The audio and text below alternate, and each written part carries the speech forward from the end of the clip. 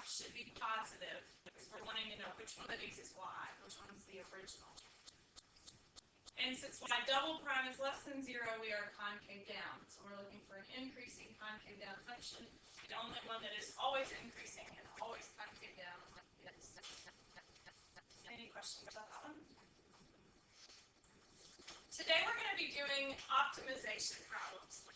The calculus part of this is pretty easy. The algebra part of this is pretty nasty.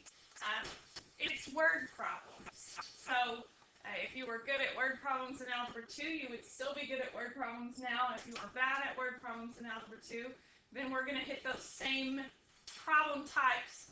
The only difference, y'all remember from Algebra 2 the box where you folded up the corners and you're like, what's the maximum of the box? Do you remember that? We're going to do that exact same problem now, except we're going to find the maximum by hand. Well, what's the calculus behind that? First derivative equal to 0, do a sign chart, yada, yada, yada, right? So the calculus is not really new. The algebra is not really new. We're just going to do those problems in a calculus context. So the problems will be ones you've seen before. You had me for Algebra 2 or Miss Loeb, which we did the same thing. And so a lot of these problems you've seen before, the problems you'll see today. Just for you. Aww, thanks. For your birthday. Well, not for me, but Thanks. happy birthday. Thank you very much. Thank you. Happy birthday. Yes, we have the first one today. So an optimization problem is when you want to find a maximum or a minimum. And it's called optimization because you're finding the optimal solution, the best, the biggest, the smallest, depending on what we're doing. So maximum or minimum. Write these steps down. These really aren't calculus steps, but they're very helpful. Read the problem, identify what you're trying to find, draw a picture, assign variables for all known and unknown quantities. Write a primary equation. A primary equation is one that you're really trying to solve. A secondary equation is an equation that can help you solve it.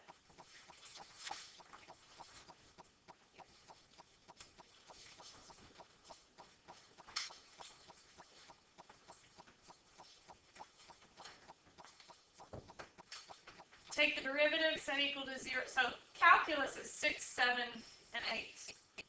That's the calculus part. The rest of this is algebra. Now, hard algebra, but just algebra. This is the one, probably one of the chapters in calculus that could possibly help you on the ACT. Because we're just kind of learning how to set up word problems.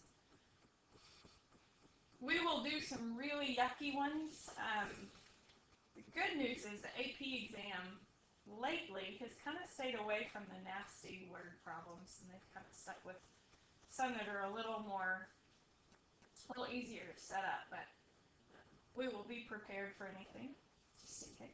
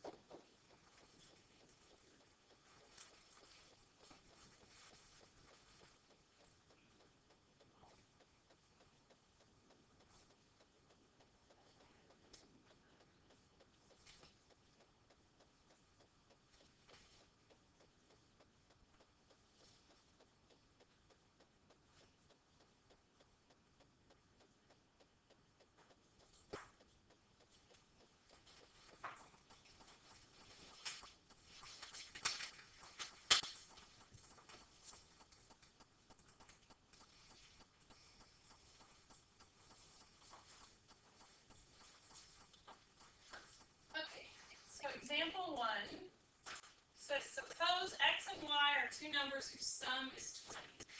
What values for x and y will produce the largest possible product?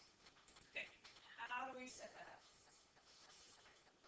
The first question is First thing it says is to label variables. They've already done that for us. X is one number, Y is the other number. Okay. And there's not really a picture to draw. So we're going to skip that.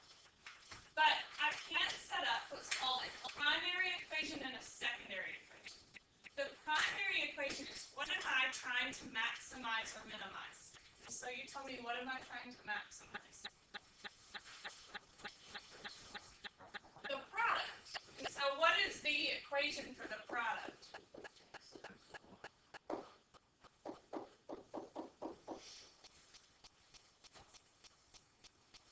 However, we have not done two-variable calculus, right? So, three-variable, P, X, and Y. So, I need some help. And that's going to come from my secondary equation. What other equation do you see in here that's not actually one I'm trying to solve or do anything with?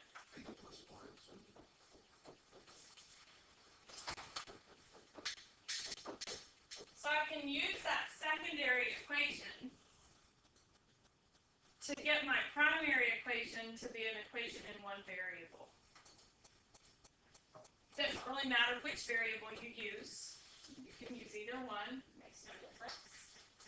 Y is 20 minus X. You gotta remember setting this exact same problem type up in Algebra 2. It's the same problem type, just now we're going to do the calculus instead of plugging it in and finding a maximum in the calculator.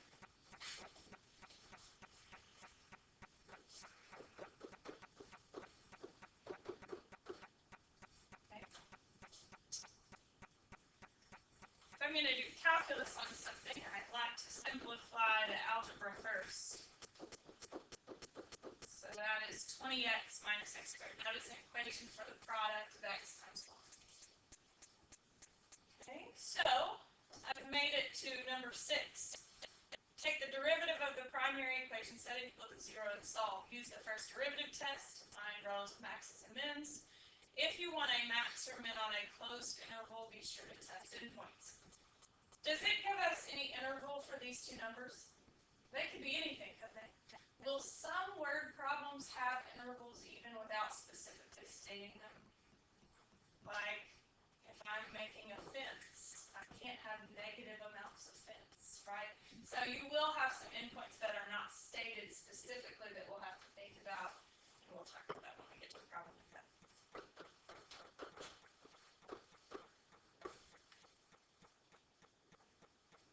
Because this is a parabola, we can really shortcut the work, but I'm not going to, just for practice purposes.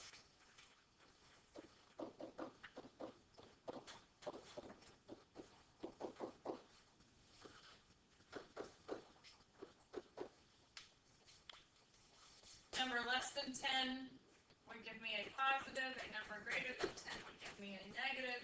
So sure enough, that is a maximum. But what is the 10?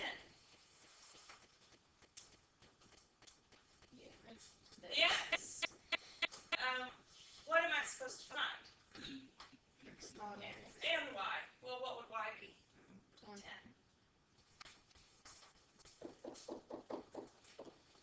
I hope you kind of feel, last year, they definitely didn't like optimization. I hope you're noticing when we get to the nasty problems, the nastiness is not calculus. The nastiness is setting up a word problem. Sometimes that gets yucky. But the calculus part is what we did last chapter. Derivative set equal to 0, find a max. We just now have a real world context behind it. Any questions about that one?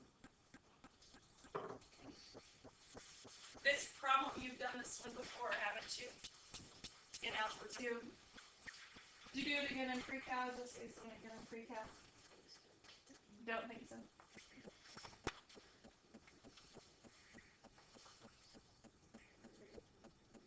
John B, this might be new to you.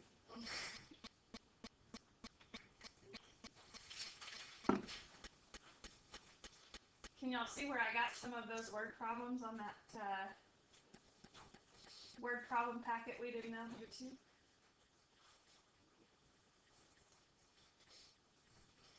open box was to be made from a 16-inch by 30-inch rectangular piece of cardboard by cutting equal squares X by X from each corner and folding up the sides. So for those of you who are new to this, I'll show you what we're doing.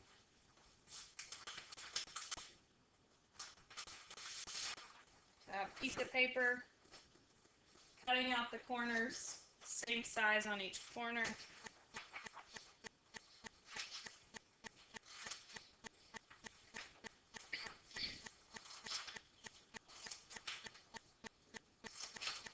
Obviously mine are not the same size, but those are. And folding up the sides.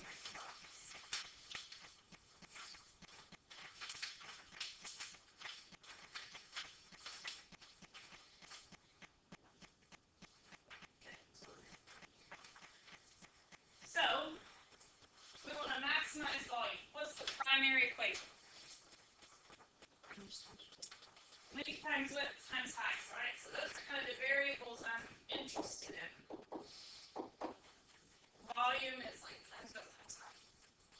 Obviously, we're not going to do 4 variable equations, so I need to limit those variables.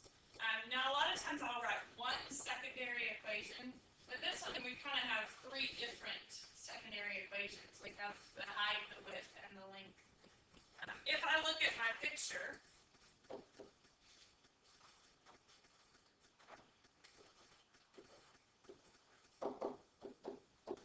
and my box I have folded up here. So if you're watching at home, cut corners out of a piece of paper, fold up the corners, make a box, so you can visualize. So, if I look at this piece of paper, and so pretend it used to be 30 inches long, but I fold up the 2 X cutouts. First of all, what's the height of the box? X, because that cutout ends up being the height when I fold it up. What's the length? 30 minus 2x. Why 30 minus 2x? Because I fold both cutouts up, right? And then what's the width?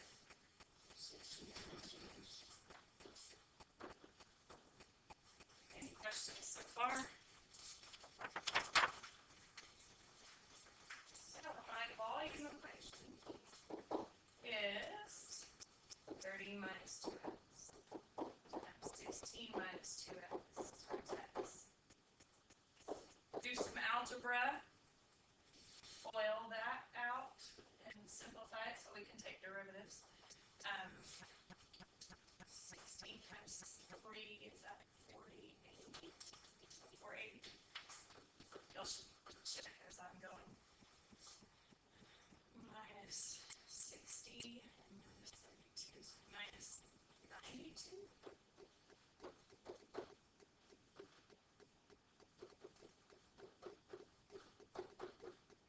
Did someone check all of my math there? Someone needs to.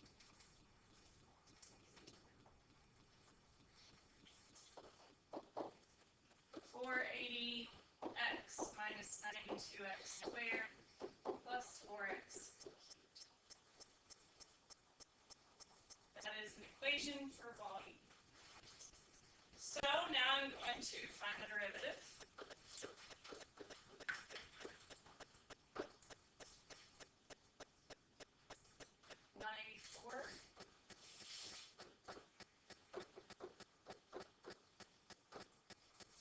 It's been a while since I worked this problem.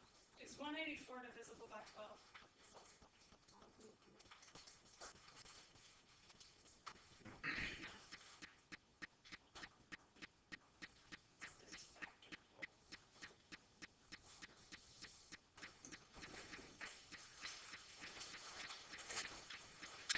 So go ahead and pull your calculator out and solve this equals to 0. I feel like it's not factorable, but I could be wrong.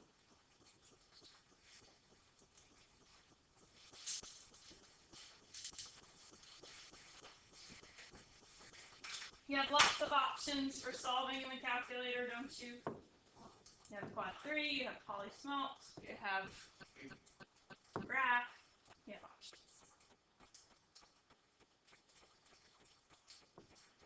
accurate. Awesome. X minus 12 and then so 3x squared minus, that would, out of 4, that would be 46x and 20.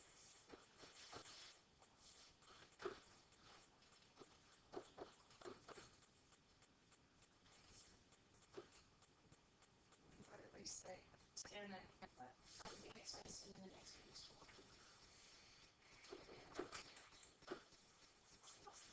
So x is 10/3 and 12. Everyone agree?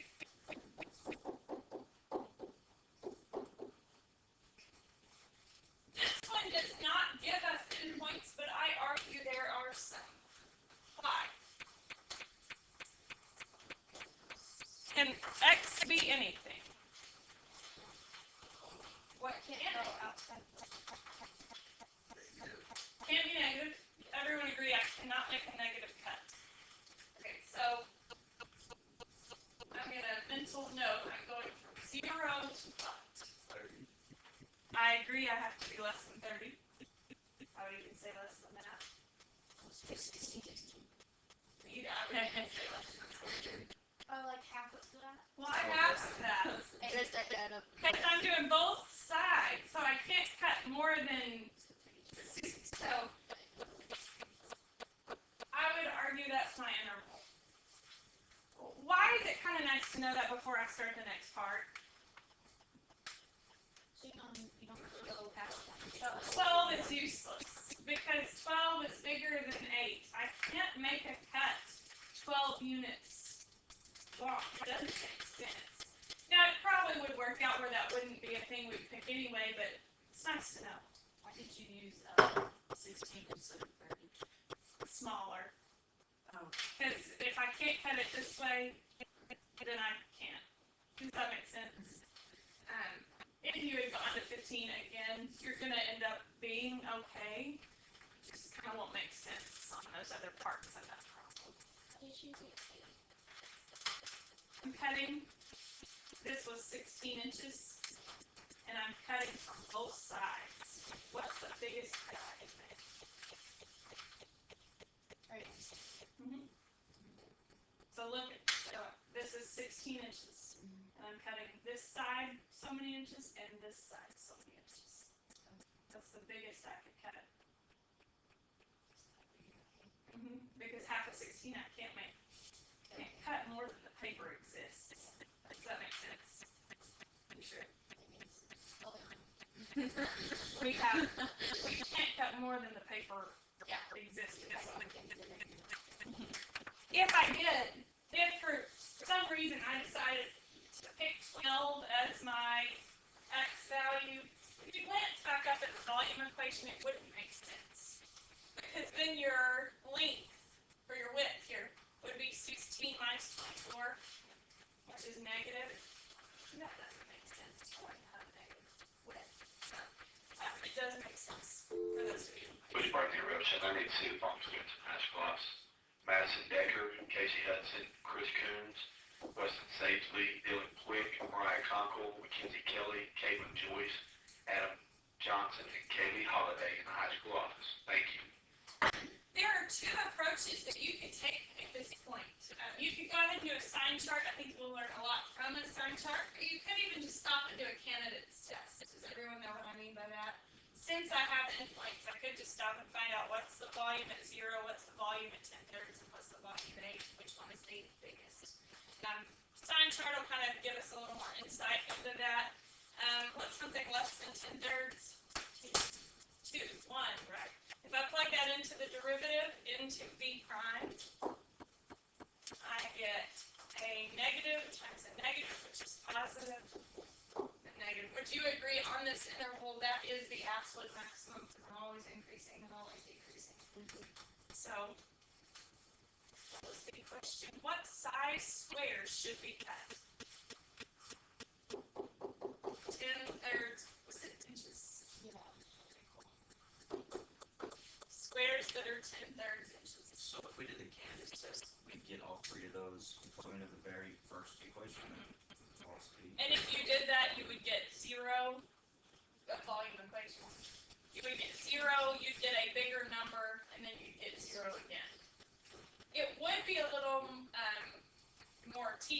have to go back and plug into that volume equation.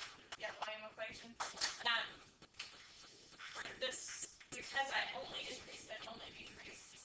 Okay. Now, if I had two relative maximums, then I would have to go to the maximums. But since I don't, I can just stop at that. Okay.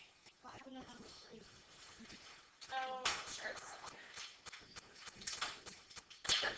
I think I decided I needed to do that for 4 first. There it is. Yeah, I decided it was 2. This one's tough. The number 3 was 2 adjacent rectangular corrals. You remember those problems from number 2. This one is a little more complicated.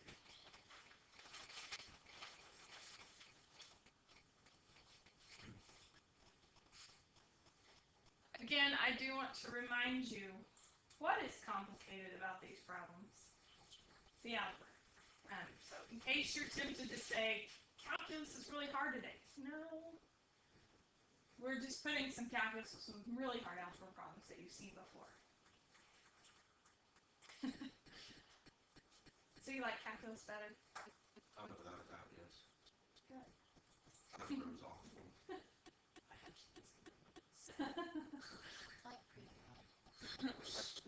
And pre-calc was algebra 2. You just set it down. It's like It's like a rerun of it. That's why it was great. And the whole first semester was just like the exact same. I loved it. because your algebra 2 was so good.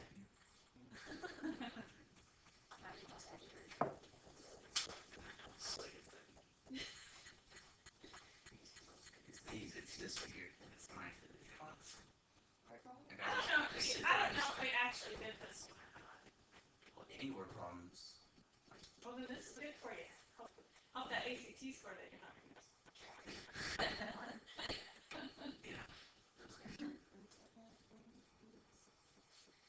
Do what? I have to take it one more. He should. I wish it.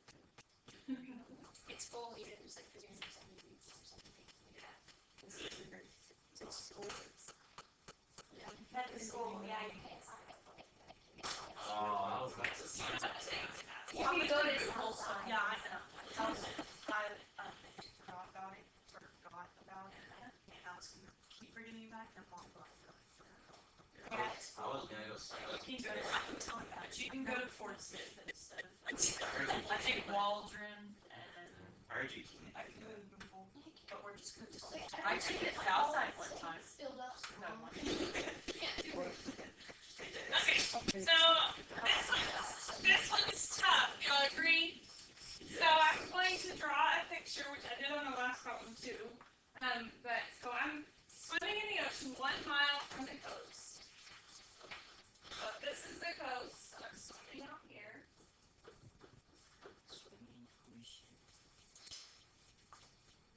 At this point, I need an archery person to come help me with my pictures. So I'm swimming 1 mile from the coast. So this is 1 mile. I need to swim to shore and walk along the beach. If I can swim at 2 miles per hour and walk at 4 miles per hour, what point should I swim to minimize my travel time? So I want to go to a town 3 miles this way. But I can go anywhere I want. I can swim straight to 1 mile and then walk, or I could swim straight to diagonal and not walk at all, or I could swim somewhere in between and walk part of the way. Which is probably where we're going to fall, right? Probably makes sense to swim part of the way. We're going to swim slower than we walk. Probably don't want to swim the whole time because we swim slow. But I don't know, maybe we want to just swim straight to 1 mile and then walk for 3 miles. How are we going to do I it? feel like we're gonna go. We need some variables, don't we? We need to label some things. So like X, like X.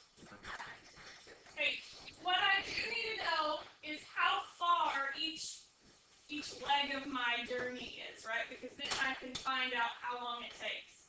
Because I have how fast I walk. If I know distance times distance equals rate times time, so I can find out using that how far I went. Right? So I want to minimize my time. Okay, so I'm going to call this X.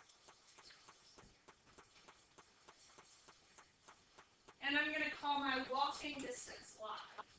Would you agree I only walk from wherever I land on?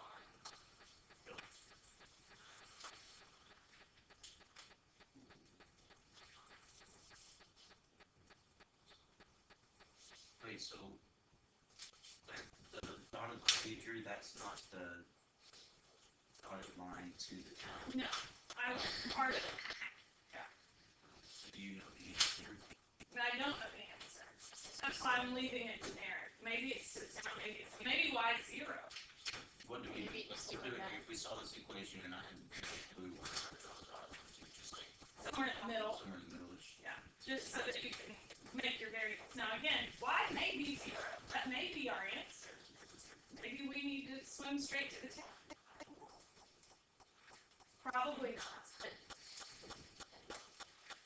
Okay, so let's talk about my time. That's my primary equation, correct? Wait, if we were doing this by ourselves and we did decide to do the 1 mile and 3, like would the 1 mile be X? You wouldn't want to limit yourself because you wouldn't be finding anything. You would just be putting in one of the possible answers if you did the 1 mile or 3 miles. Because you could do that, but maybe that doesn't minimize your travel. So it would be limiting yourself too much in one specific answer. So you want to keep your answer general. Okay, here let's talk about time. I know distance equals rate times time. Does everyone agree? That's an equation you need to memorize. So time would be distance divided by the rate. Agree? 2 miles per hour and 4 miles per hour. So my travel time, call it T, call it whatever you want, is X. What's the rate for X? 2 miles per hour. Plus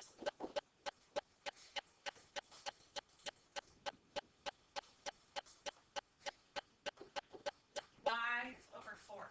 So time it takes me to travel X distance, time it takes me to travel Y distance.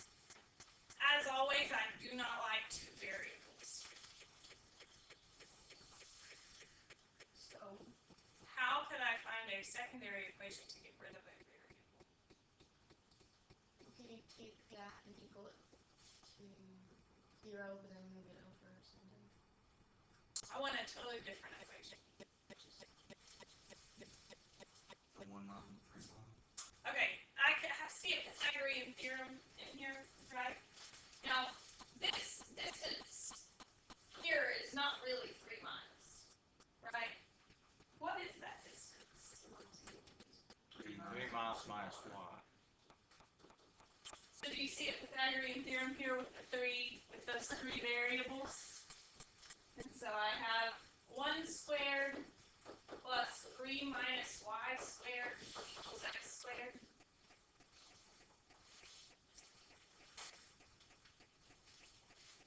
You could solve for either variable you wanted to, but I don't know about you, I like to keep things as easy as possible. Yes. Wouldn't it be the square be on the outside of 3 minus 1? Oh, yes, it would. Yes, definitely would.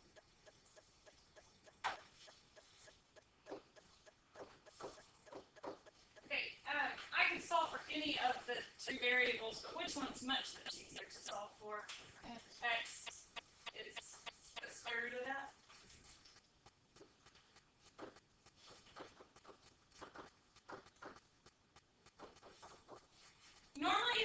plus or minus?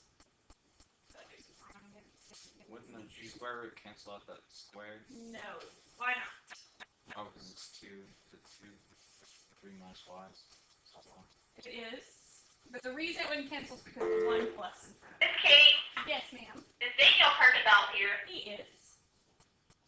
I can hear you. Yes, he is. Yes. Okay, thanks. You're welcome.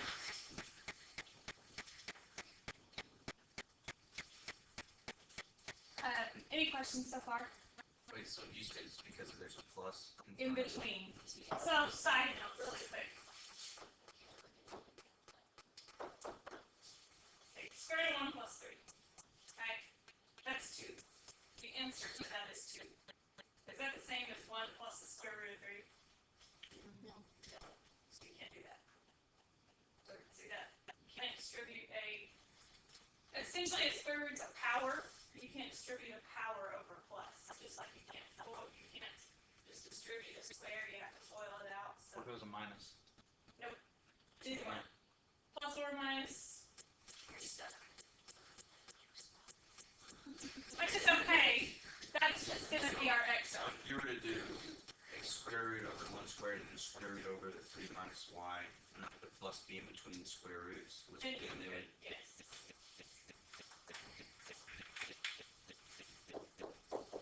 So x is the square root of 1 plus 3 minus y squared over 2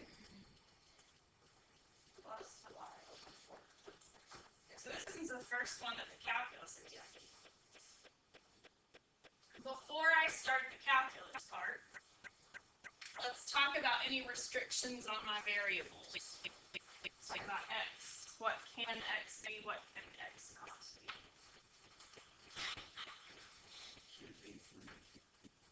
Can't Or it be. can be Maybe. So would you agree the biggest x could be the straight line distance? Which would be the square root 1 squared plus 9 square root of 10. Everyone agree? So my maximum x is the square root of 10. What is How that? do we do that? So the most x could be would be this straight line distance. And if I did the Pythagorean theorem to find that 1 squared plus 3 squared is 10. And so it's 10. 1. By 1. Straight across the other way. So that's the fastest I could get there with x. Not time wise, but that's the minimum x distance is 1 mile. The maximum x distance is the square root of 10. So we still like do the max and straight to the count. We don't do where it's true. That's not the max. Well, that's not the top end of my interval. Now maybe that gives me the minimum travel time. I don't know that yet. But I did just find my endpoints. The biggest x to be and the smallest of x to be. You couldn't work this equation with y's instead of x's. Mental note, the smallest y can be is 0, the biggest y can be is 3. So it would have been a little easier on the endpoints on y to get endpoints on y. Okay, I'm going to do sounds right.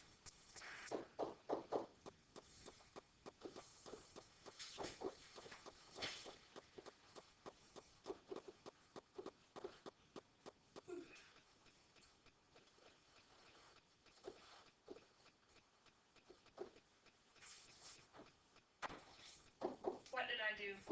You make 3 minus y times 3 minus y. I'm FOIL.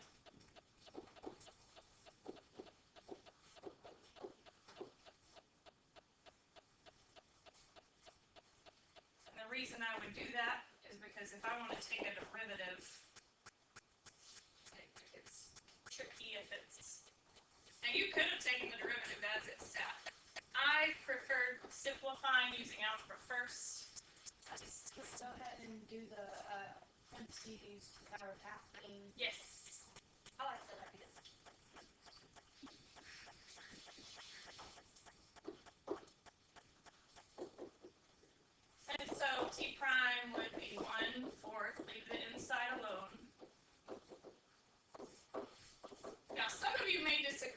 way I worked it. Some of you may say, hey, I was fine with the chain rule inside a chain rule thing, and if you are, you could have left it as the 1 minus 3 minus y parentheses squared.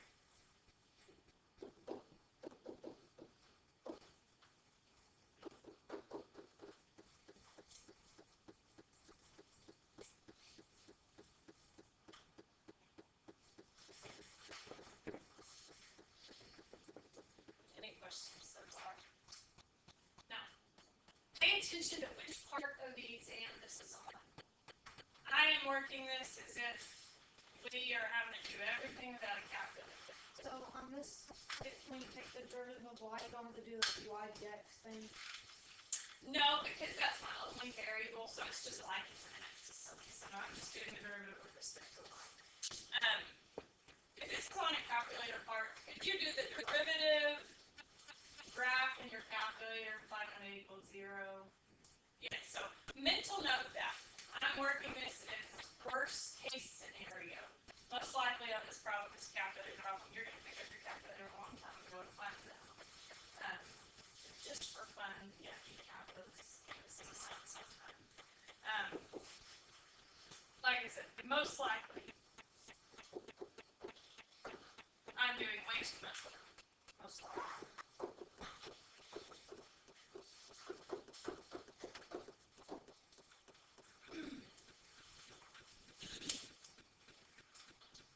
Why you can tell that I'm most likely doing way too much work.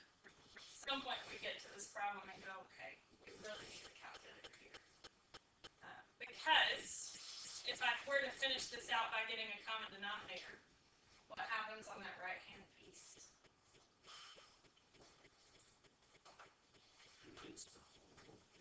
I get a square root on the top, don't I? So then I'm going to have some top equals 0, pretty yucky. So you got to see where we would go with this, and I'm not saying it's impossible to solve it. It's nasty enough. AP calculus would never make you do it by hand. So you will take this derivative at any point in that derivative, put it in y equals, and find when it equals 0.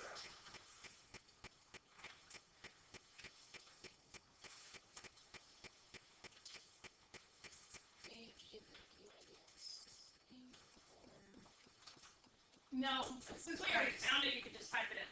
Now, that being said, if you knew this was a calculator problem from the get-go, could you have just done dy dx? Now, you will have to replace the x's, the y's with x's, because your calculator only works with x's, but you can figure that part out. Set the derivative equal to 0. With you.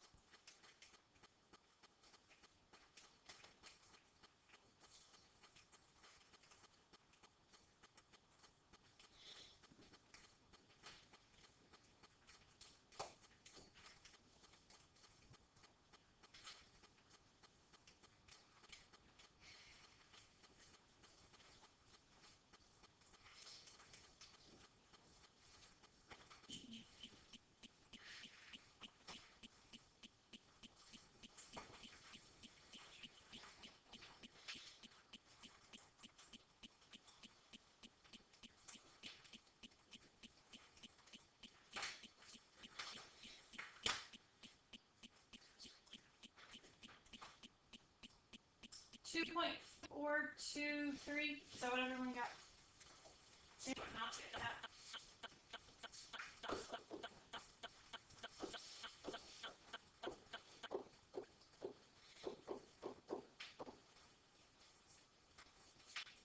And that is in miles, correct? Okay, let's go make a decision here. First of all, is that crossing from below to above or above to below? Below to above. So would you agree that's a relative minimum? So let's find out what this means. So it says, if I can swim at 2 miles per hour and walk at 4 miles per hour, what point should I swim to along the shore to minimize my travel time? If I were to look at a sign chart here, square root of 10 is a little more than 3. Everyone agree with that? So that 2.423 falls in there. My derivative was negative and then positive. So would you agree that is the absolute minimum? Since I'm always decreasing and always increasing. So that saves me from having to go back and plug in the endpoints into the original, because that would be tedious as well. So since that's the only minimum on the chart, it is the absolute minimum. So at what point should I swim to along the shore? Actually, since I found y, I could probably explain that using y. I would say 2.423 miles from the town.